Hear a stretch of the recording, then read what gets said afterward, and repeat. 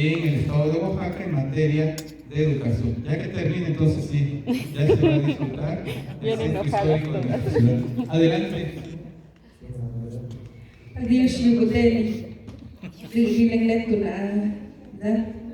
Muy buenas tardes a todos. Espero que, aunque seamos pocos, esta tarde sea lleno de aprendizaje para cada uno de nosotros y nosotras.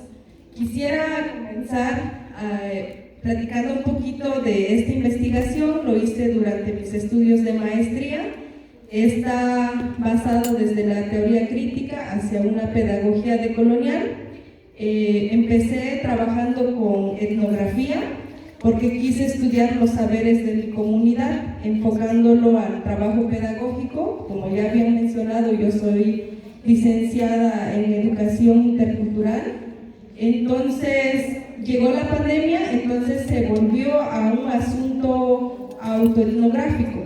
Entonces también fue un reto, pero a la vez muy gratificante esta investigación, porque hice estudios conmigo misma de mis conocimientos zapotecos y de las personas más cercanas que habitaban en donde yo estaba, mis abuelas, mi mamá y todos los conocimientos que traemos.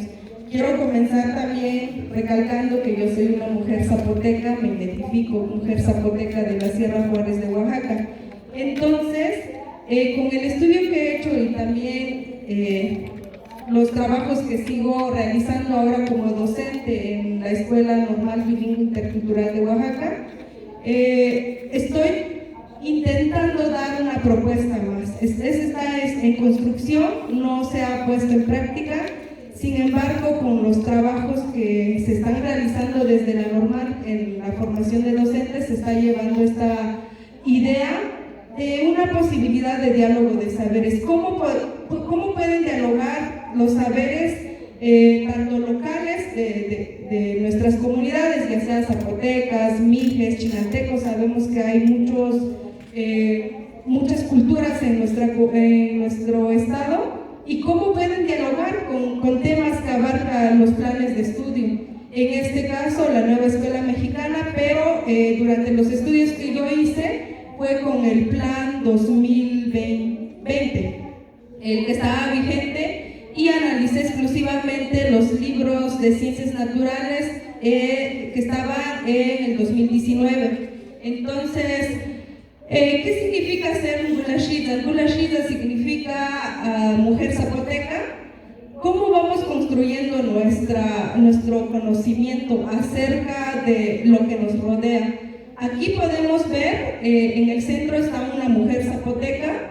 Ella tiene pies, así se nombra, estómago y cabeza, y al igual que todo lo que nos rodea. El árbol tiene cabeza, tiene estómago, tiene pies, el animal también, incluso los objetos. Entonces, físicamente somos diferentes, pero tenemos el mismo sistema corporal, nombrado desde zapoteco, pero con capacidades diferentes, que son esenciales para una convivencia armónica. Entonces, desde ahí nuestro pensamiento, nuestro sentir y pensar va enfocado con el respeto hacia lo que nos rodea. Ese es el pensamiento que nosotros vamos construyendo. Siguiente, por favor. Entonces, con la investigación que yo hice, encontré que el animal, toda esta investigación se hizo desde el pensamiento zapoteco, no se pensó desde el español. Entonces, eso nos da pauta a que identifiquemos ese sentir y ese pensamiento de esta epistemología zapoteca. Entonces, para el presagio de animales, precisamente, cuando hablo de presagios, me enfoco a, por ejemplo, cuando el gallo canta a mediodía, es porque va a temblar. O cuando vemos el caminito de hormigas, las hormigas negras, va a caer un aguacero. Cuando vemos una hormiga panda, que ya las compañeras de doctorado ya lo platicamos con ellas, entonces es porque va a venir cosas buenas en nuestras vidas. Entonces, bueno, no traje la imagen, por cuestiones de tiempo también, pero son muchos conocimientos de presagios de animales que tenemos, de animales que pronostican, animales que curan desde el pensamiento zapoteco. Entonces nos damos cuenta que el animal sabe, que el animal da a ver, que el animal puede y que se da cuenta. Entonces este es el sentir desde, siguiente por favor, desde el pensamiento zapoteco. En cambio, en el libro de Ciencias Naturales y Conocimiento del Medio, ahí plantea al animal como un objeto que debe ser estudiado. Aquí, por ejemplo, nos muestra que los chapulines, dice que en Oaxaca se acostumbra a comer los chapulines. Luego que pues prácticamente se clasifican los animales. En la lámina que está del otro lado, pide a los niños que clasifiquen a los animales que viven en el agua, en el mar, en el bosque, animales que vuelan, animales que se arrastran. Entonces el animal es un objeto que nos da conocimiento. Entonces en zapoteco, pues es un animal que es un sujeto que nos aporta conocimiento. Siguiente, por favor. Igual acá, bueno, siguiente por favor, es lo mismo que ya había comentado, cómo nos va mostrando el libro, cómo se tiene que estudiar al animal. Entonces, ¿cómo podemos llegar al diálogo de saberes en el aula cuando las dos formas de pensamiento son diferentes? Uno lo toma como sujeto de conocimiento porque no hay edad para aprenderlos. En el pueblo zapoteco se aprende de manera vivencial. Se cimienta en una educación con valores muy arraigados que permite valorar los otros seres vivos de la naturaleza y se crea un sujeto que piensa en colectivo. De manera automática, nosotros pensamos en colectivo. Obviamente que tiene también algunas debilidades ahí, pero sin saberlo, sin pretenderlo, los vamos formando de esta forma. En cambio, en la escuela, el animal se vuelve un objeto porque se encuentra ya preestructurado qué es lo que el niño tiene que aprender, en qué nivel, desde qué nivel, primero, segundo, tercer grado. Y entonces el animal se estudia de manera superficial. ¿Por qué digo superficial? Porque se estudia desde el salón, con los libros, con enciclopedias, en la biblioteca, con algún video, pero no tienen contacto directo con los animales. Entonces se pierde la noción de la naturaleza, lo que inmediatamente lleva a la explotación desmedida, y entonces se crea un sujeto individual. Siguiente, por favor. Gracias. Entonces, lo que yo propongo es que estos conocimientos se enseñen de manera separada, sin fragmentar los conocimientos, obviamente, pero la cimentación, la base de estos conocimientos tiene que comenzar desde los 0 a los 5 años, desde el nacimiento. Los niños tienen que estar involucrados o una inmersión completa en el seno del hogar, aprendiendo la lengua, la cultura y todas las interacciones comunitarias. Y aquí el aprendizaje básicamente tiene que ser en el campo, en la cocina, en lugares comunitarios, por ejemplo, donde hay fiesta, en el velorio. Entonces los niños van interactuando directamente con los saberes que emergen ahí. Posteriormente viene al asunto del reconocimiento, y esto lo abordo mucho porque es una situación que yo enfrenté.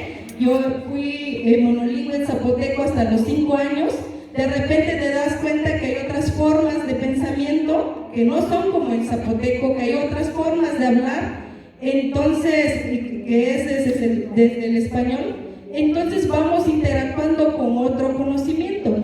Aquí, obviamente, como el niño tiene que entrar ya a la escuela a partir de los 6 años, el docente se convierte en guía para que esta situación se dé. Aquí podemos hablar de muchas metodologías de enseñanza-aprendizaje. Hay algunos docentes ahorita que ya están trabajando con el método inductivo intercultural acá en Oaxaca. Entonces llevan a los niños a ver, a observar todos los saberes comunitarios que hay en la comunidad. También, bueno, esa es la propuesta que se da, y al mismo tiempo no desaprendernos de la escuela, porque también la escuela nos aporta conocimiento. El plan de estudios tiene amplios conocimientos que los niños tienen que aprender y también las niñas. Entonces, esto se convierte entonces el reto del docente, porque al final cada sujeto en el momento que menos lo imagine crea el diálogo de saberes en su ser. No podemos decir que el diálogo sucede en el aula o en algún momento determinado, porque no sabemos realmente en qué espacios lo pone en práctica. Por ejemplo, nos duele el estómago, ¿no? ¿Qué es lo primero que pensamos? Pues me hago un té de, ¿qué será? De hierbabuena. Pero entonces, si no me cura, me voy al doctor. Eso es lo primero que pensamos. Primero el té de la abuela, algo de la casa. Nosotros que tenemos ese doble pensamiento, primero recurrimos a la medicina tradicional y si no cura, nos vamos al doctor. En ese momento se crea el diálogo de saberes y pensamos en esos dos pensamientos sin planearlo y sin ningún momento definido como tal. Entonces, por eso, yo al final de la investigación yo deduje que el diálogo de saberes, cada sujeto lo crea en el momento que lo requiera, que lo necesite. Siguiente, por favor.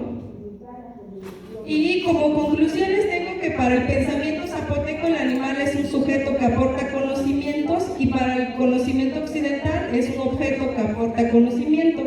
Por lo tanto, estas cosmovisiones son antagónicas, pero son indispensables. Los dos conocimientos son indispensables para el desarrollo del niño y de la niña o para la transformación de la sociedad.